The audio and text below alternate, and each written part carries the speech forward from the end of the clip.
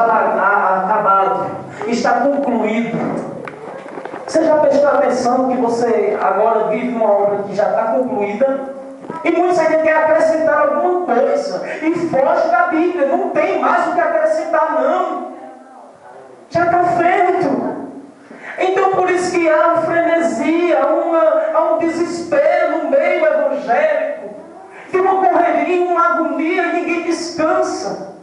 Porque quer aumentar, quer contribuir numa coisa que já está feita. Já está feita. Pai, está consumado. E quando os fariseus chegam para Jesus em João 6:28, eles, farisaísmo é religião, que quer fazer com força, que quer fazer por mérito, que quer ter participação naquilo que é de Deus, e quer ser visto por Deus, e quer ganhar aplauso, porque eles oravam para o povo ver na praça. Quando jejuavam, o rosto ficava desfigurado. Eles gostavam de alongar as orações na casa das viúvas. Tudo era obra externa, dava o dízimo da hortelã, do cominho e do coentro, mas eles negavam o principal da lei, que era o amor, a justiça e a fé. A obra farisaica sempre quer acrescentar algo que está feito. E quando essa turma toda da religião chega para Cristo e diz assim: o que é que faremos para realizar as obras de Deus? Olha que a pergunta é no plural, 6:28 de João. O que é que faremos para realizar as obras de Deus? E Jesus responde no singular: a obra de Deus é esta, que creais naquele que por ele foi enviado. Então eu entendo que a obra é crer. Quem crê será salvo. E a gente só quer fazer, agonia, eu tenho que fazer. Se eu não fazer agora, eu tenho que fazer. Descanse. Descanse. A Bíblia diz em Efésios que Ele nos assentou juntamente com Deus nas regiões celestiais. Deus nos assentou com Cristo. Efésios, capítulo 2, versículo 6. Estamos assentados com Cristo nas regiões celestiais. Um pregador dizia que a obra de Deus começa com a gente sentado. Você lembra quando Ele chamou os discípulos? Capítulo 5 de Mateus. Ele mandou tudo sentado. O primeiro sermão foi do monte. Senta tudo aí na relva. E ele, de uma forma rabínica de ensinar, ele senta e começa: bem-aventurado, tal. Sentado. Quando o povo levanta, ele diz: agora vós sois luz, sal da terra e luz do mundo. Vamos agora, vamos brilhar no mundo aí, vamos salvar esse negócio que está sem tempero, porque todo mundo está destituído. E a mensagem é de Cristo. Não pode ter outro. Não pode ter outro. A mensagem da missão é mostrar ao mundo que ele é pecador e ele carece de Deus. Mostrar que ele está arruinado. Se não for Jesus, ele está arruinado. Ele está caminhando a passos largos para o inferno. Ele não tem direito à herança, porque a herança só é filho. A herança só é filho. E a Bíblia diz que ele é o primogênito. Se ele é o primogênito, então há outros irmãos. Ele é o primeiro, diz em Romanos. Ao que dantes conheceu, a esses predestinou. 8:29. Aos que predestinou, esse chamou. Aos que chamou, esse justificou. E aos que justificou, ele diz: estes glorificou, para que Cristo tenha a primazia, seja o primeiro entre muitos dos irmãos. Ele chama, predestina, ele justifica na cruz e ele glorifica. E o texto está no presente, já diz que ele glorificou. Pode olhar o texto, 8:29 de Romanos em diante. Vai chegando e dizia: a estes ele glorificou, não é glorificará não. A Bíblia é interessante por isso, olhando os detalhes. Então é por fé. Por fé eu já estou glorificado. Porque a obra de Cristo é completa, é uma obra única, eficaz. O sangue foi vertido uma vez. Ele me conheceu antes da fundação do mundo. Ele já estava crucificado. Então essa obra é linda demais, da graça. Não receber a graça de Deus em vão. A Bíblia diz no texto de Coríntios, diz assim que o tempo da salvação é hoje. Hoje é o dia aceitável. Ele nos socorreu hoje. É hoje. Não tornar a graça de Deus em vão. Não receber a graça de Deus em vão. Fazer valer essa graça bendita. E quando Paulo fala do trabalho na obra, Paulo diz assim: graças a Deus que eu sou o que sou. Ele vem defender o ministério apostólico e ele diz: graças a Deus que eu sou o que sou. E a graça de Deus para comigo não foi vã. Antes eu trabalhei mais do que todos eles, os apóstolos. Mas não fui eu que trabalhou. A graça de Deus que estava sobre mim. É graça. É a obra cooperando com uma coisa que já está feita. A palavra não já está escrita? Diz que quem acrescentar ou diminuir, trará sobre si todos os projetos. Como é que eu vou acrescentar algo? Como é que eu vou diminuir algo que está escrito? Se Cristo foi para a cruz, eu posso pregar que outro vai para a cruz? Não pode. É questão de lógica. Você é um pensamento bem primário, você entende que não tem mais o que acrescentar. Já está feito.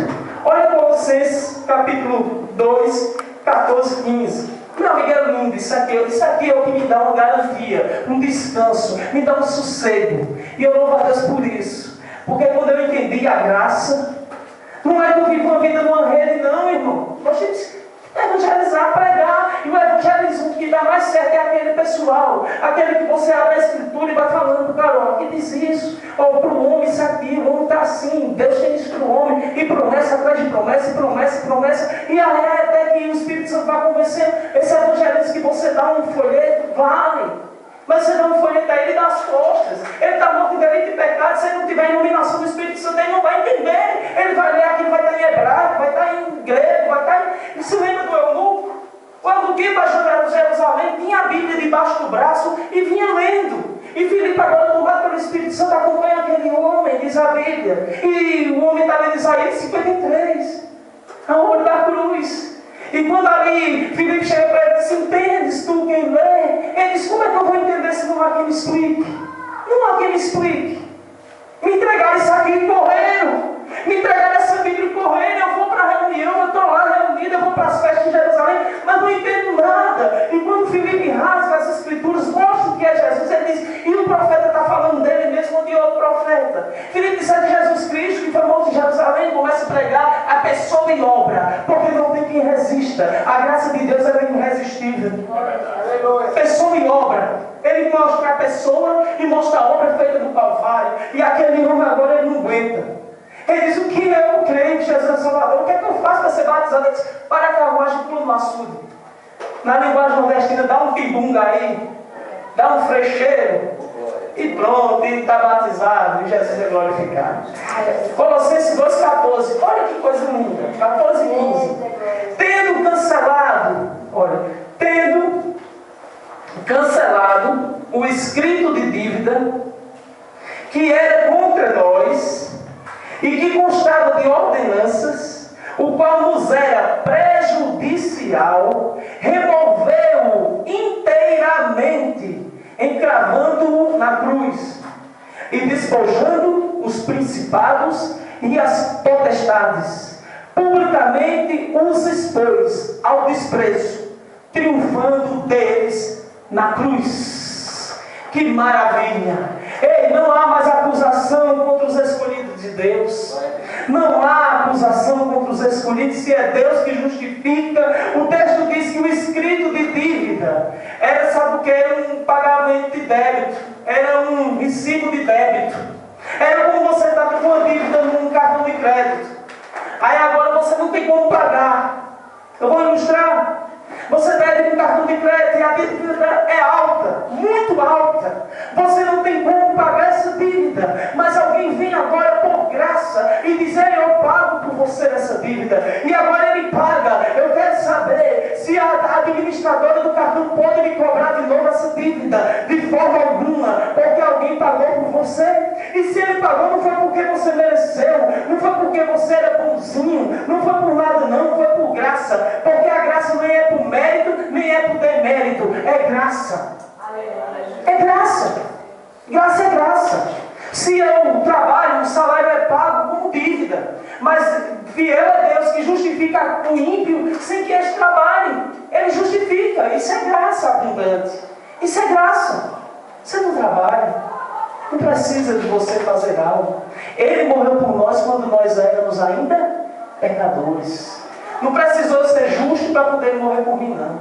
Ele morreu por mim na desgraça, para lhe dar graça. Maravilha. E ele diz, o escrito de dívida que era contra nós. Eita, não é coisa mesmo, que constava em ordenanças. Era só ordenança da lei. A dívida vinha da lei. Porque Paulo disse, se a lei não me dissesse que cobiçar era pecado, como é que eu ia entender? Não cobiçarás. A lei só fazia apontar. E não tinha ninguém para pagar, porque o sangue de touro e de bode não podia. O sacrifício tinha que ser único. O sumo sacerdote entrava, matava fora, ele matava fora do arraial, da tenda da congregação, e matava fora o novilho e vinha trazendo sangue. Passava pela pia, pela mesa dos pães, tal, e o santo lugar, o santo dos santos, era onde era aspergido para a purificação dos pecados. Só que é um detalhe, o sumo sacerdote ele apresentava tanto pelos seus pecados, como pelo do povo. Então o pecador não pode justificar o pecador. Tem um bocado de gente aí querendo justificar os outros, né? Santificar. Mas o sumo sacerdote não podia, era designado por Deus, ungido por Deus. Mas ele não podia, porque aquilo apontava para um que não tinha pecado, aquele que não conheceu. Ele se fez, Deus fez pecado. Para que nesse cordeiro, que João Batista diz, eis aí, ó, o cordeiro de Deus que tira o pecado do mundo. Aqueles bodes, aqueles touros, toda a ordenança da lei, não tira não. Mas eis aí o que tira o pecado. A missão de Cristo é tirar o pecado do mundo. E aqui diz que ele era só ordenança. No qual Moisés era prejudicial porque você queria fazer o bem e não podia. E o mal que você não queria, você fazia. Porque a obra era fora de Cristo. Mas quando Paulo diz no capítulo 8, versículo 7 de Romanos, capítulo 7 de Romanos, quando pulamos o capítulo 8, ele diz, mas o Espírito da vida em Cristo me livrou da lei do pecado e da morte. O Espírito de vida em Cristo me livrou da lei do pecado e da morte. Eles não podem mais me condenar. Era prejudicial a nós. Ele removeu inteiramente. Ainda tem algo para fazer? Ainda tem um sacrifício para fazer? Em vão edifica a casa. Se Deus não trabalhar, em vão. Né? Se Deus não edificar a casa, em vão, trabalhos que edificam. Se Deus não guardar a cidade, em vão, vigiar a sentinela. Vigia a sentinela. Inútil vos será acordar de madrugada, comer pão de dores, porque Ele dá aos seus amados o sono. Na NVI diz, Ele dá aos seus amados enquanto dormem. Uma coisa linda, graça e abundância, favor imerecido. Então ele diz aqui, ele removeu inteiramente, não tem mais nada para remover, não tem mais nenhum sacrifício. A lei cerimonial foi cumprida em Cristo, a lei moral, a lei civil, tudo ele cumpriu, todas as ordenanças ele cumpre, encravando na cruz, despoja principados e potestades. É lindo isso. E agora ele publicamente os expôs ao desprezo, à vergonha. Ele disse, eis aí, quem é maior que a morte. Onde está a morte? Tua vitória. Onde está o inferno? Teu aguilhão. O aguilhão da morte, o aguilhão do pecado, é a morte. Diz o texto lá em Coríntios. E ele agora expôs ao desprezo e triunfa deles aonde? Na cruz. A centralidade é a cruz. O triunfo é a cruz. Então, maravilha, irmão. Então, Ele nos livra com essa obra. Ele nos livra do pecado, da culpa do pecado. Quando Ele encrava, o pecado não pode mais nos culpar, porque Ele pagou a dívida. Então, a culpa do pecado não pode mais nos atingir. Ele nos livrou da culpa. Ele nos livra também aqui do poder do pecado. O pecado não tem mais poder sobre nós. Está escrito em Romanos 6,14, visto que o pecado não tem mais domínio, poder sobre vós, porque não está debaixo da lei, e sim debaixo da graça. O sentido de o pecado dominar é no sentido de nos escravizar, é no sentido de ter o domínio. Eu não estou pregando pecabilidade, não.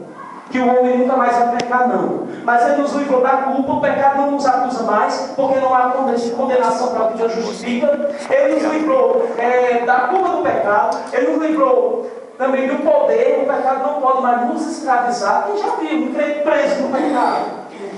É estranho. Se aquele que está em Cristo, nova criação, o termo no original, Ademir, não é criatura, é criação, quer dizer, foi feito de novo. Nova criação é. Porque o primeiro homem era Adão, era terrestre. E o segundo homem é do céu, é Cristo. Então, nascidos em Cristo, você é uma nova criação. Então, Ele te livrou aqui do poder. O poder não pode, o pecado não tem mais poder. Você não está debaixo da lei, mas não. A lei de ordenança que era prejudicial, não. Você está debaixo da graça. O guarda-chuva da graça. A bondade de Deus, maravilha, a misericórdia. E da presença do pecado. Vamos ler só esse texto. Eu já vou encerrar, que está em cima da hora. Vamos ler só esse texto. 1 Coríntios. São É lindo esse texto maravilhoso. Capítulo 15, 1 Coríntios, 1 de Paulo aos Coríntios. É lindo esse texto 15. Não precisa nada mais que a Bíblia, né? Para a gente se alegrar. Eu acho maravilhoso. A Bíblia por si só ela é completa. Capítulo 15. Olha quando é que ele vai nos livrar da presença. Ele nos livrou da culpa, quando ele pagou o preço na cruz. Ele nos livra do poder, porque temos uma vida nova em Cristo. Paulo disse o quê? Já não vivo eu, mas Cristo vive em mim. E a vida que agora vivo na carne, vivo pela fé no Filho de Deus que me amou e a si mesmo por mim se entregou. Então a minha vida não é mais minha. Teve um pastor que estava pregando essa mensagem e ele disse, faz 30 anos que eu leio esse versículo. E quando ele leu, ele disse, eu estou crucificado em Cristo. Eu estou crucificado em Cristo. E ele começou a chorar na ministração, porque ele nunca tinha entendido que Cristo incluiu ele na morte da cruz. Ele estava também crucificado, e ele disse, Cristo vive em mim. Em 30 anos de ministério, ele ainda não tinha entendido, ele não tinha recebido essa graça maravilhosa. Capítulo 15 de Coríntios, 1 Coríntios, versículo 50 em diante. Olha que coisa linda. Isto afirma, irmãos, isso é quando ele nos livrará da presença. Não vai ter mais presença de pecado em nosso meio. Diz, isto afirma, irmãos, que a carne e sangue não pode herdar o reino de Deus, nem a corrupção herdar a incorrupção. Eis que vos digo mistério: nem todos dormiremos, mas transformados seremos todos. No momento, num abrir e fechar de olhos, ao ressoar da última trombeta. A trombeta soará, os mortos ressuscitarão, incorruptíveis, e nós seremos transformados. Porque é necessário que este corpo corruptível se revista da incorruptibilidade, e que o corpo mortal se revista da imortalidade. E quando este corpo corruptível se revestir da incorruptibilidade, e o que é mortal se revestir da imortalidade, então se cumprirá a palavra que está escrita: tragada foi a morte pela vitória. Onde está, ó morte, a tua vitória? Onde está, ó morte, o teu aguilhão? O aguilhão da morte é o pecado, e a força do pecado é a lei. Graças a Deus que nos dá vitória por intermédio de quem? Do nosso Senhor Jesus Cristo. Maravilha. Você vê que arrudei cai em Cristo. Missão se faz com Cristo. E onde é que se faz missão? Vou cumprir agora, cadê mim? Nada até 8h30, eu vou fechar aqui já. Onde é que faz missão? Aqui dentro eu creio que todos são cristãos. Crente até o diabo é, né? Diz que estremece, o inferno está cheio de cristãos que vêm de Cristo, né? Todos aqui são cristãos. E onde é que faz missão? Eu acho que o templo é lugar de adoração. Vamos subir o templo para orar, o templo a gente adora. Missão se faz lá fora. 13 de Hebreus. Diz que no versículo 12, capítulo 13 de Hebreus, diz que matava o animal fora e trazia para dentro do arraial. Cristo foi morto fora da cidade, e o sangue para justificar os que estão dentro. Maravilha é isso. E no versículo 13 de Hebreus, ele diz: saiamos, pois a ele, fora do arraial, levando assim sobre tudo. A missão se faz fora. Cristo está onde? Saímos aqui, o texto diz: saímos a ele. A ele é quem? Cristo. Ele está onde? Fora. O ministério de Jesus foi todo fora. Era na beira da praia, em Cafarnaum, no mar da Galileia. E quando ele ia no templo, ele ia só para descer a madeira. Uma linguagem corriqueira. Chega lá das cambistas vendendo. Quando ele ia lá no templo, ele ia só. Ele faz uma rasol, faz aquele chicote, quebra tudo na pele, diz: a casa do meu pai não é convívio, né? Ele diz aquilo lá, nós sabemos. Vocês têm transformado, né? Ouvindo ladrões, salteadores, mas será conhecido como casa de oração. Quando ele vai de novo, ele cura o mundo no sábado. Quando ele vai de novo, ele lê e diz: o Espírito de Deus está sobre mim. E todo mundo se escandaliza. Ele só ia para mostrar. O ministério de Cristo é fora. Cristo não cabe em paredes demarcadas por nenhuma religião. Cristo não cabe em nenhuma cerca marcada num sistema religioso arcaico e antigo. Cristo é onde o sol queima, é onde a lua brilha, é do lado de fora, é nas vielas, é nos becos, é em todo lugar, na rua, onde a vida acontece, é em casa com a esposa, é onde Cristo, o vitupério de Cristo é levado fora. Dentro adoramos, mas saiamos a Ele. E a missão de Cristo é mostrar o homem o pecado. E a missão da igreja é apresentar o pecador a Cristo. E a igreja quer fazer uma coisa interessante.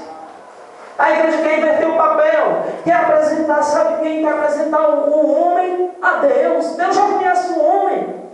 Deus conhece o homem. Não é assim, pastor Léo? Deus conhece o homem. Tem que apresentar Cristo ao homem, para o homem vir a conhecer Cristo. Sim, deixa eu concluir com uma frase aqui maravilhosa de Paul Walsh. Uma frase de um grande pregador, para um dos melhores, pela graça de Deus. Ele diz assim: se há uma coisa que a pregação evangélica anda fazendo é diminuir o tamanho de Deus, aumentando o tamanho do homem. Pode prestar atenção, que tem acontecido isso nos cultos. E outra frase maravilhosa diz que o diabo ele usou outra artimanha. Ele não está mais no meio da rua, nem usando isso não. O diabo está nos cultos pregando essa mensagem humanista. O humanismo dos Illuminatis, que não quer que o homem chegue ao conhecimento de Deus, não quer que Deus seja apresentado. E vem aquela proposta mesquinha de Adão, teomania. É mania de ser Deus, teo, Deus, mania, loucura, obsessão. Então foi o que aconteceu. No dia que comer, você responde a ele, a tentação veio daí. O homem querendo, desde o princípio, querendo ser igual a Deus, e hoje em dia é uma febre. Povo na ministração, povo presta atenção, pare e pense. E começa a analisar tudo que tem sido pregado. Em muitos lugares você tem ouvido. Se não é diminuir o tamanho de Deus e aumentar o tamanho do homem, os anseios do homem estão na frente dos anseios de Deus. Não é assim. A obra é mostrar Cristo ao homem. É mostrar que Cristo é grande, é necessário que Ele continue grande. João disse isso. Não é que Ele cresça, não. O sentido ali que sempre Ele é grande. Ele é o Criador. Não é necessário que Ele cresça, não. É necessário que Ele continue sendo grande e que o homem seja sempre pequeno. Essa é a missão. Amém? Que Deus nos abençoe em Cristo Jesus. E fico grato em Deus, irmãos. Amém?